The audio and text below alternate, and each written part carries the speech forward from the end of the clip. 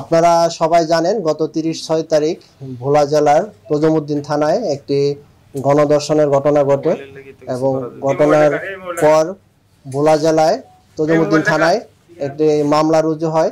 ঘটনার পরপরই ভোলা জেলা পুলিশ সুপার স্যারের নির্দেশে আমাদের ভোলা জেলার একাধিক টিম আসামি ধরার জন্য ব্যাপক অভিযান পরিচালনা করে।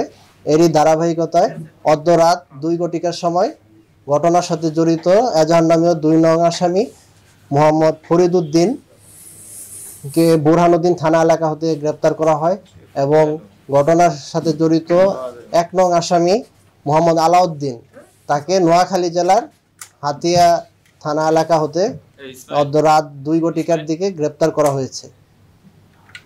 ইতিপূর্বে আপনারা জানেন এই ঘটনার সাথে জড়িত আরও 2 জন আসামিকে গ্রেপ্তার করা হয়েছে, একজন ঝর্ণা বেগম এবং গতকাল ইলিশা ফেরিঘাট এলাকা থেকে ঘটনার সাথে জড়িত অন্য একজন আসামি মানিককে গ্রেপ্তার করা হয়েছে।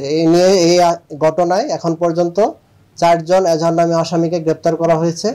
তো বাদবাকি আসামিদের গ্রেপ্তারের জন্য আমাদের একাধিক টিম কাজ করছে। তো গ্রেপ্তারকৃত আসামিদেরকে আমরা কোর্টে প্রেরণ করব এবং তাদেরকে জিজ্ঞাসাবাদের জন্য আমরা আবেদন করব।